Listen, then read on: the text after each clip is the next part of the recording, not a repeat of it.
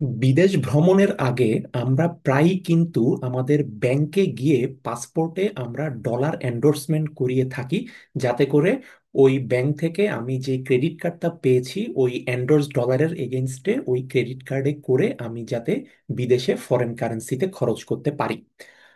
তো আমরা যারা নিবাসী বাংলাদেশি আছি তাদের মোটামুটি এটা একটা কমন প্র্যাকটিস, যে কোনো একটা ফরেন ট্যুরের আগে আমরা যাতে বিদেশে খরচ করতে পারি শপিং মলে বা বিভিন্ন কেনাকাটায়। সেটার জন্য আমার যেই ব্যাংকে অ্যাকাউন্ট আছে সেই ব্যাংকে গিয়ে পাসপোর্টে আমরা ডলার এন্ডোর্সমেন্টটা করিয়ে নিই, যেটা এখন 12,000 মার্কিন ডলার পার ইয়ার। তো করে দেন হচ্ছে ওই ব্যাংক থেকে আমি যে ক্রেডিট কার্ডটা পেয়েছি সেটা দিয়ে আমি বিদেশে গিয়ে এটিএম বুথ থেকেও ফরেন কারেন্সি ড্র করতে পারি, বা পজের মাধ্যমে ট্রানজেকশন করতে পারি, শপিং করতে পারি, ইত্যাদি ইত্যাদি। আচ্ছা, কিন্তু বিষয় হচ্ছে এভাবে ডলার এন্ডোর্স করে ক্রেডিট কার্ডের মাধ্যমে খরচ না করে আমি আজকের ভিডিওতে একটি বিকল্প পদ্ধতির কথা বলবো, যার মাধ্যমে আপনি খরচ করবেন ঠিকই বিদেশে, কিন্তু আপনার কনভার্সন কস্ট রিলেটেড যেই এক্সপেন্ডিচারটা সেটা আরো কমে আসবে। অর্থাৎ আপনি একই খরচই করবেন, কিন্তু আপনার প্রকৃত যেই ব্যয় সেটা আরো কম হবে। কিভাবে, সেই টেকনিকটাই আমি আজকের ভিডিওতে সংক্ষেপে বলবো। আচ্ছা, সেই টেকনিকটা হচ্ছে যে আপনাকে যে ট্রেডিশনাল যে ক্রেডিট কার্ডের মাধ্যমে আমরা খরচ করি বিদেশে গিয়ে, দেন হচ্ছে বাংলাদেশে ব্যাক করে আমরা সেই ক্রেডিট কার্ডের এগেনস্টে একটা বিল জেনারেট হয়। যতটুকু আপনি খরচ করেছেন ফরেন কারেন্সিতে, সেটারকে কনভার্ট করে ব্যাংক হচ্ছে লোকাল টাকায় কনভার্ট করে আপনাকে একটা বিল পাঠায়, দেন আপনি টাকায় হচ্ছে ওই ক্রেডিট কার্ডের বিলটা পরিশোধ করেন, যেটা আপনি ফরেন কারেন্সি খরচ করেছেন বিদেশে। তো কিন্তু তার মানে বিলটা আপনি পে করছেন টাকায়। আপনি লেটসে বিদেশে গেলেন, আপনি থাইল্যান্ড ট্যুরে গেলেন, সেখানে আপনি 1,000 ডলার খরচ করলেন। এখন ব্যাংক যেটা করলো যে 1,000 ডলার ইন্টু লেটসে 122 ধরে আপনাকে বললো যে আপনার টোটাল হচ্ছে 1,22,000 টাকা বিল, আপনি টাকায় 1,22,000 টাকা পে করলেন বাংলাদেশে এসে থাইল্যান্ড ট্রিপ শেষ করে। আচ্ছা, তো সেইটা না করে আপনি যদি এরকম করেন যে আপনি যদি একটা আরএফসিডি অ্যাকাউন্ট ওপেন করেন আপনার ব্যাংকে, যেটাকে বলা হচ্ছে রেসিডেন্ট ফরেন কারেন্সি ডিপোজিট বা আরএফসিডি অ্যাকাউন্ট। এই আরএফসিডি অ্যাকাউন্টে আপনি ক্যাশ ডলার ডিপোজিট করলেন, লেটসে আপনি ওখানে 1,500 ডলার আপনি ক্যাশ ডলার ডিপোজিট করলেন, এবং সেই আরএফসিডি অ্যাকাউন্টের এগেনস্টে ব্যাংক আপনাকে একটা ডেবিট কার্ড দিবে। এই ডেবিট কার্ড দিয়ে আপনার ওই আরএফসিডি অ্যাকাউন্টে যতটুকু ব্যালেন্স আছে তার পুরোটাই কিন্তু আপনার খরচ করার সুযোগ রয়েছে। আপনি 1,500 ডলার ওখানে আছে, আপনি চাইলে ফুল 1,500 ডলারও বিদেশে গিয়ে খরচ করতে পারেন। এখানে কিন্তু ডলার এন্ডোর্সমেন্টের কোনো বিষয় থাকে না। অর্থাৎ এটা বার্ষিক যে ভ্রমণ কোটার ডলার সেটার আওতা বহির্ভূত। তো এখানে আহ, আপনি আরএফসিডি অ্যাকাউন্ট থেকে যে ডেবিট কার্ড আছে, ডেবিট কার্ড আপনি থাইল্যান্ড ট্রিপে গেলেন সেখানে ওই ডেবিট কার্ড দিয়ে খরচ করলেন, এবং এটার সাথে কিন্তু 12,000 ডলারের যে ট্রাভেল কোটা সেটার কোনো সম্পর্ক নাই। এটা হচ্ছে আপনার ওই অ্যাকাউন্টে যতটুকু ব্যালেন্স আছে আপনি ততটুকুই খরচ করতে পারবেন। তো লেটসে 1,500 মার্কিন ডলার আপনার ওখানে ব্যালেন্স আছে।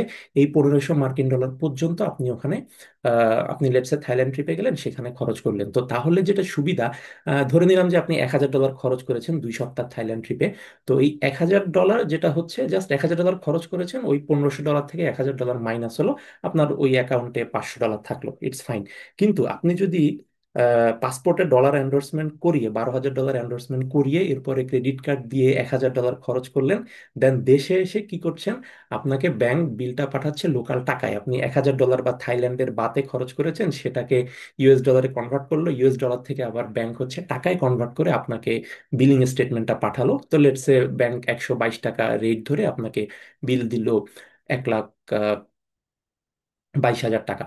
তো তখন যেটা হবে যে এই 1,22,000 টাকা আপনি পে করছেন, কিন্তু আপনি একটা জিনিস খেয়াল করেন যে ব্যাংক আপনাকে যে কনভার্সন রেট দিচ্ছে 122, এইটা কিন্তু ট্রেডিশনাল বা প্রচলিত মার্কেট রেটের চেয়ে বেশি। লেটসে প্রচলিত মার্কেট রেট যদি 121 টাকা হয় বা 120 টাকা হয়, প্রেজেন্ট মার্কেট রেট, ব্যাংক তার নিজস্ব প্রফিটের জন্য 1 টাকা কিন্তু আপনার থেকে বেশি চার্জ করছে। অর্থাৎ ট্রেডিশনাল মার্কেট রেট বা কারেন্ট এক্সচেঞ্জ রেট, যদি মার্কেট রেট চিন্তা করি 121 টাকা পার ডলার, কিন্তু ব্যাংক আপনাকে ওই ক্রেডিট কার্ড স্টেটমেন্টে চার্জ করছে 122 টাকা। অর্থাৎ 1 টাকা বেশি নিচ্ছে ব্যাংক তার প্রফিট হিসেবে বা তার সার্ভিস চার্জ ইত্যাদি ইত্যাদি সবকিছু মিলে।